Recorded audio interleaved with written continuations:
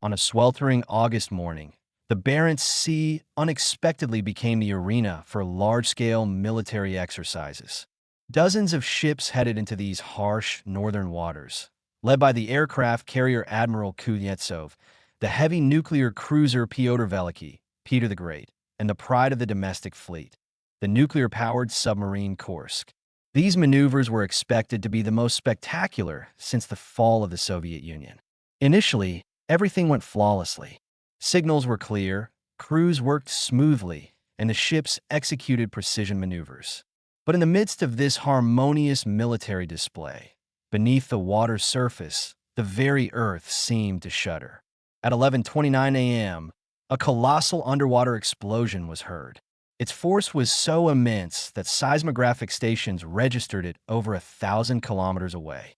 Before the fleet could even process the nature of this first shock, a second, even more devastating blast pierced the sea just 2 minutes later. The shockwave rolled across the hulls of the surface ships. Dishes rattled in the cabins, and sailors felt the decks tremble beneath their feet. The world paused. Communication with the Kursk went dead. Radio signals failed to reach it, and hydroacoustics gave no response. On the surface, the sea looked deceptively calm. Yet, every sailor understood that something terrible and undeniable had happened in the depths.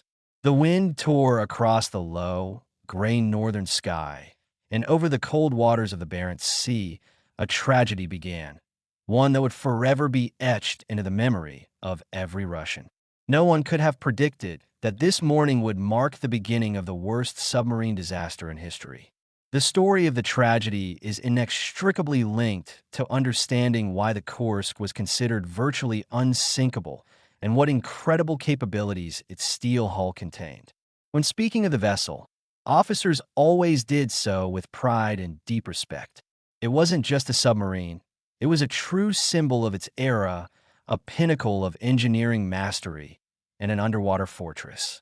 The Kursk belonged to the Project 949 A Annie class. These nuclear missile carriers were created with a single purpose: to counter any fleet in the world, including the most powerful American carrier strike groups. The giant's dimensions were staggering. Over 150 meters long and nearly 18 meters wide. It was larger than a passenger liner and 3 times the size of the U.S. Navy's largest submarines. Despite a fully submerged displacement of over 19,000 tons, it remained swift and maneuverable, capable of speeds exceeding 33 knots underwater. 2 powerful nuclear reactors provided the ship with virtually unlimited range, allowing it to maintain autonomy for months. A key structural feature was its double hull. The outer hull, almost 1 centimeter thick, provided protection against external impact, while the inner hull, made of 2-inch thick steel armor, was a true bastion for the crew. The space between the hulls served as an additional safety guarantee. Inside, the Kursk was divided into 9 hermetically sealed compartments, each of which could be isolated immediately in an emergency. This design was why it was considered unsinkable. Even with serious damage, the submarine was expected to stay afloat and continue its mission. Even more impressive was its armament. The Kursk carried 24 P-700 Granite cruise missiles, nicknamed aircraft carrier killers. Each missile was over 10 meters long and weighed more than 7 tons. They flew at supersonic speed and could strike targets up to 600 kilometers away. The Granite could carry either a powerful high-explosive warhead or a nuclear charge of colossal force. In combat, a salvo of just 2 of these missiles could turn any enemy armada into a pile of burning metal. In addition to missiles, the Kursk was equipped with torpedoes of various calibers, mines, and state-of-the-art navigation and sonar systems. The crew consisted of 118 highly trained officers, warrant officers, and sailors. These men were selected from the best of the Northern Fleet, and each understood that serving on such a vessel was not only an honor, but a massive responsibility. For Russia, the Kursk was a symbol of strength and defense, proof that despite the hardships of the 1990s, the fleet remained formidable. It was called the unsinkable steel fortress, capable of withstanding even a direct torpedo hit. And yet, Even this giant, built for war and survival in the harshest conditions, would face a test no one could have predicted. In August 2000, the Northern Fleet was preparing to demonstrate its power and combat readiness to the world. The Barents Sea became the stage for grand maneuvers, unseen since the Soviet era. Dozens of ships gathered in the cold waters. The formidable heavy nuclear missile cruiser Pyotr Veliky, Russia's sole aircraft carrier Admiral Kuznetsov, and dozens of destroyers, submarines, and support vessels. The Kursk was assigned the leading role in these exercises. The underwater giant was tasked with simulating an attack and firing a dummy torpedo at a conditional target. The crew worked flawlessly. Shortly before this, the Kursk had been recognized as the best crew in the Northern Fleet. Knowing hundreds of eyes were watching, the sailors executed every action with perfect precision. An atmosphere of confidence and intense focus prevailed on board. That day, the Kursk received permission for the practice launch. A training version of a powerful torpedo, which sailors affectionately called the Fat Girl, was loaded into the tube. This steel behemoth weighed several tons and, in combat configuration, could destroy a ship with a single strike. However, for the exercise, it was unarmed, intended only to practice the maneuver. At 11:29 a.m., sailors at command posts awaited the launch signal. Everything was going strictly according to plan, but at that exact moment, the unimaginable happened. A powerful underwater explosion sounded beneath the water, as if something colossal had erupted from the seabed. The bang was not only detected by nearby ships. Seismographic stations registered it 1,000 kilometers away. Just 2 minutes later, a second, far more powerful explosion occurred. The shockwave rolled across the Barents Sea, even rocking the giant cruiser Pyotr Veliky. On the aircraft carrier Admiral Kuznetsov, instruments recorded strange underwater vibrations. Many initially thought it was part of the drills, but contact with the Kursk vanished instantly. No radio reply, no sound on the sonar. While surface ships continued their maneuvers, a tragedy was unfolding in the deep that no one yet knew about. The Kursk was silent, and that silence was more terrifying than any explosion. On the surface of the Barents Sea, everything looked calm. Ships kept moving, planes and helicopters circled over the gray waves, and officers issued orders. Yet, within every person grew a strange, oppressive sense of dread. The Kursk should have checked in, but the radio airwaves were dead. Initially, this didn't cause panic. Sailors knew that communication glitches often occurred underwater. But time passed. The clock hands moved toward noon, and still, no response came from the underwater giant. At the central headquarters, officers tried to contact the submarine on all frequencies, sending sonar signals, but the sea remained silent. Crews on other ships exchanged rumors. Some were sure the Kursk was simply delayed. Others understood that the explosion everyone felt could not have been part of the training program. An especially strong sense of unease prevailed aboard the heavy cruiser Pyotr Veliky, where sensitive instruments had recorded a massive seismic shock coming from beneath the water. By 1:30 p.m., it became clear that the situation was beyond a mere delay. According to all exercise rules, the Kursk should have completed its task and reported back immediately. Yet there was no signal. The command post decided to dispatch a reconnaissance helicopter and a rescue vessel to the presumed area of the submarine's location. The heavy aircraft flew over the sea.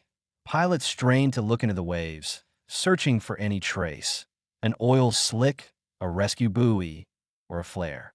But the surface remained empty and impassively flat, as if no disaster lay hidden in the cold water. In the evening, close to 5 o'clock, additional forces joined the search. Aircraft combed square after square, but the results were the same. By 6 p.m., tension reached its peak. The command post registered every passing minute, and hope for spontaneous communication restoration vanished with every second. At this time, inside the steel hull of the Kursk, built for protection, dozens of men were still alive. The surface was silent, and no one suspected the desperate struggle the sailors were fighting in the darkness of the damaged compartments. At 10:30 p.m., a state of emergency was officially declared. The exercises were immediately halted, and the entire fleet began a full-scale search and rescue operation. The Barents Sea, only hours earlier a training ground for combat maneuvers, transformed into an arena of genuine crisis. The next morning greeted the sailors with a gray sky and a piercing northern wind. The waters of the Barents Sea seemed particularly lifeless. It was here that the largest search and rescue operation in years unfolded. Hundreds of people, dozens of ships, and aircraft were thrown into the search for the Kursk. New vessels appeared on the sea surface. Rescuers, tugboats, patrol boats. Their crews strained their binoculars and listened to the radio static, hoping to catch the slightest hint of a signal from a submarine. Hydroacoustic stations worked nonstop, tracking every movement of the water. Periodically, it seemed that muffled tapping could be heard from the depths, as if someone was desperately knocking on the steel hull. These sounds instilled hope. Sailors believed the crew was alive and awaiting aid. Aboard the cruiser Pyotr Veliky, officers drew maps, marking the presumed location of the Kursk, and rescuers methodically combed square after square. By evening, it became clear that the submarine was lying motionless on the seabed, at a depth of over 100 meters. However, the sturdy hull and powerful construction offered a chance that survivors were still inside. The news quickly reached the shore. In the village of Vidyayevo, where the sailors' families lived, a tense silence reigned. Wives, mothers, and children gathered, trying to support each other. They knew the Kursk was called unsinkable. This meant their loved ones had time, and help would soon arrive. During these critical hours, a persistent drive for action prevailed among the sailors and officers. Everyone understood that the lives of 118 men were at stake. A reconnaissance aircraft arrived in the disaster area from the air. Ships began preparing equipment for deploying deep-sea submersibles. Everything pointed to the fact that chances for rescue remained. The northern sea became increasingly severe. A cold, stormy wind picked up, but the search did not stop day or night. Hope was stronger than fatigue, and though no one had yet seen the Kursk with their own eyes, every sailor knew that somewhere down there, in the underwater darkness, the crew was waiting for help. In the hearts of people, both ashore and at sea, faith in a miracle persisted. They believed the sturdy hull had protected the sailors and that the steel giant would soon surface again. In the village of Vidyayevo, where the Kursk was based and the sailors' families lived, life seemed to freeze. Anxious people walked the streets. House windows remained lit late into the night, and a worrisome silence hung in the apartments. Every wife, mother, and child waited for a phone call, waited for news, waited for the promised signal that the submarine was fine. But the phones were silent. News arrived in fragments, passed by word of mouth. Some said communication would soon be restored. Others whispered about the explosion heard on the ships. Rumors multiplied, but everyone tried to hold on to the main point. The Kursk was unsinkable. Its hull could withstand a torpedo hit, meaning the crew must be alive. Wives gathered at the officers' club, holding hands, sharing memories of their last meetings with their husbands and recalling their words before heading to sea. Mothers tried to comfort their children, promising that their fathers would definitely return because they were strong and brave. Some women held babies who had not yet learned to speak but were already waiting for their fathers. At the naval base, officers spoke with relatives briefly and officially, reporting only on the progress of the rescue work. But their eyes betrayed an anxiety that was impossible to hide. The people in the village sensed that something serious had happened, and every minute of waiting became unbearable. In those days, a special, unbreakable bond formed between the wives and mothers of the sailors. They understood each other without words, sharing hope and offering support with a glance. No one allowed themselves to speak the worst aloud. Everyone believed the sailors were holding out in the dark compartments, waiting for help. And indeed, deep underwater, several dozen men were fighting for their lives, counting on timely rescue. But of this, no one on shore yet knew. In the cold waters of the Barents Sea, where the immobilized Kursk lay on the bottom, one of the largest rescue operations continued. Specialized vessels of the Northern Fleet arrived at the disaster site. Their decks were filled with deep-sea submersibles, winches, rescue buoys, and equipment for emergency lifts. It resembled a giant camp on the water, where every team acted as a single mechanism. Absolute concentration reigned on the decks. Divers prepared to descend into the icy water. Everyone knew that a depth of over 100 meters was a severe test, even for the most experienced specialists. But the thought that their comrades were waiting for them in the sealed compartments at the bottom of the sea gave them strength. For several days, rescuers persistently tried to reach the submarine's hull. Storms hampered the work. The cold wind and high waves prevented quick action. Yet, the people did not give up. Every meter gained toward the submarine was achieved with immense effort. On the operator's screens, shadows began to appear, then the outlines of the hull, and finally, the huge metal silhouette. The Kursk had been found. The submarine lay on the seabed, slightly tilted. A murky plume of sand and silt rose around it, as if the sea was trying to conceal the steel giant from prying eyes. Everyone who saw those images felt a duality: relief that the submarine was found, and simultaneously, fear of the unknown. Now, the most difficult part of the operation was beginning.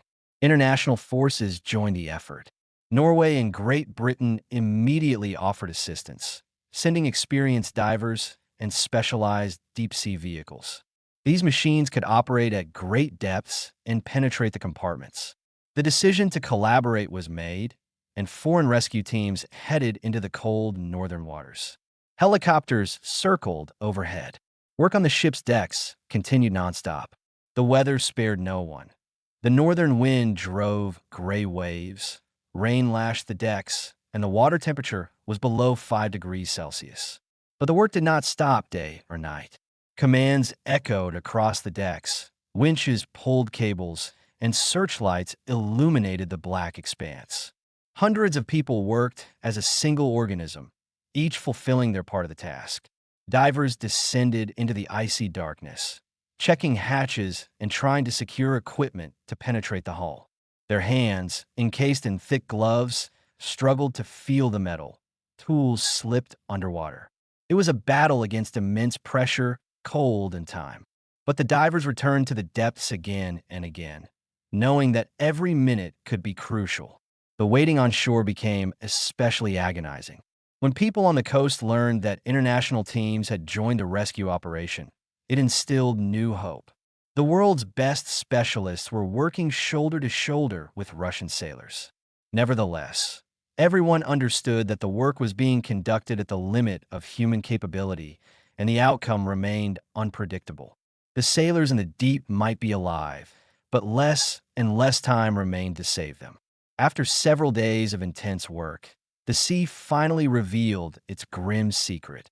Divers, armed with technology and experience, managed to secure the deep-sea vehicles to the Kursk's emergency hatch. It was a difficult and painstaking job, complicated by total darkness, intense pressure, bone-chilling cold, and constant equipment failures. Every step was achieved with incredible effort, but the moment came when the hatch was finally breached. When the divers penetrated inside, they were met by pitch blackness.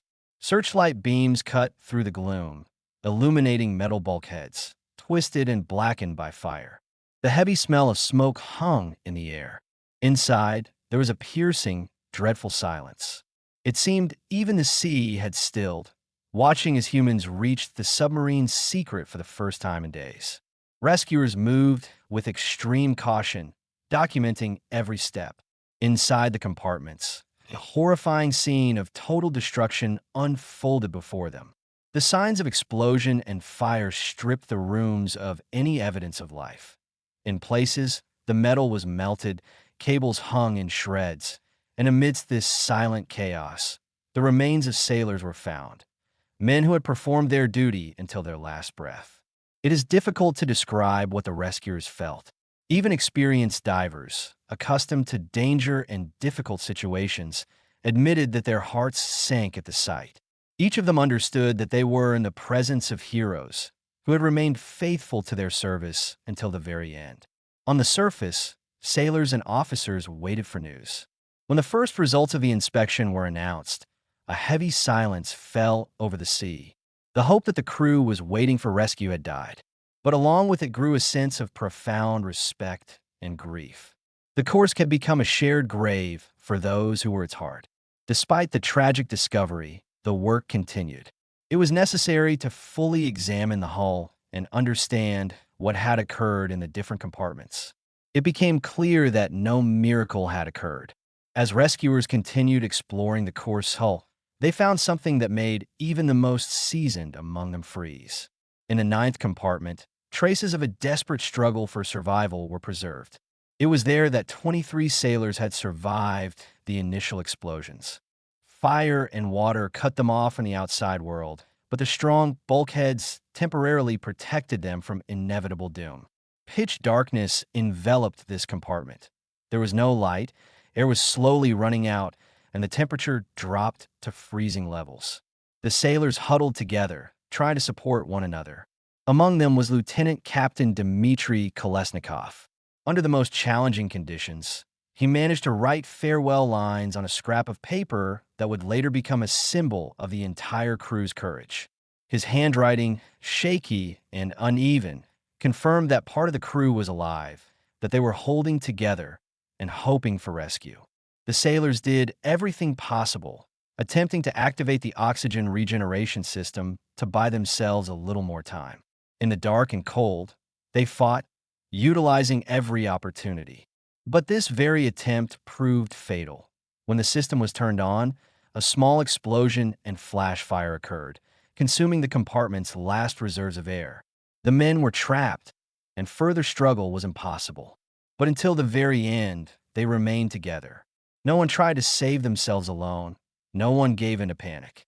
The sailors held the line just as they had held it while on active duty at sea. Their final moments became a true example of courage and fidelity to military duty. When the rescuers discovered these traces and Dmitry Kolesnikov's note, silence descended upon the surface of the Barents Sea. Everyone involved in the operation realized. The Kursk crew believed until the end that help would come. And this faith, carried through despair and pain, made their heroism eternal. This tragic chapter of history shocked the entire country. People saw the Kursk sailors as true heroes who fought until the last moment, despite all circumstances. Their resilience became a symbol of courage for the entire fleet and for Russia. Raising the Kursk became a matter of honor. The gigantic hull, lying on the bottom of the Barents Sea, could not remain there forever. In September 2001, one of the most complex and large-scale operations in the history of the global submarine fleet began. Huge pontoons, powerful steel cables, and floating cranes were assembled into a single system. Engineers worked around the clock.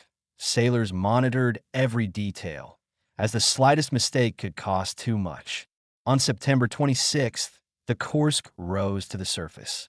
It was a moment thousands of people had waited for. The massive hull, blackened by explosions and time, slowly emerged from the water. It was met in complete silence. Sailors stood on the decks of the ships, heads bowed. The wind whipped the flags, and everyone understood. They were not just raising a submarine. They were raising the memory of 118 heroes. After the salvage, a detailed investigation into the cause of the tragedy began. Experts concluded that a leak of hydrogen peroxide from one of the old torpedoes in the torpedo compartment had occurred. The subsequent chemical reaction caused the first explosion, which destroyed the forward compartments and triggered the detonation of the main warheads. Everything happened in an instant, and even the powerful hull could not withstand this chain of disaster. However, the main focus of the story was not the mechanics of the catastrophe, but the heroism of the crew. Their steadfastness, discipline, and courage remain etched in the country's memory forever. Every one of the 118 sailors was posthumously decorated, and the commander, Captain First Rank Gennady Lyakin, was awarded the title Hero of Russia. These awards symbolize the recognition of their courage and strength of spirit. Today, monuments, books, and films serve as reminders of the Kursk, but most importantly, the memory of them lives on in the hearts of the people. This tragedy demonstrated that even in the most difficult circumstances, Russian sailors remained true to their oath and their homeland. Their example inspires a new generation of submariners, and the name Kursk itself has become a legend of the fleet. This story is not just about a disaster. It is about strength, resilience, and courage, the assurance that heroes live forever, as long as we remember them.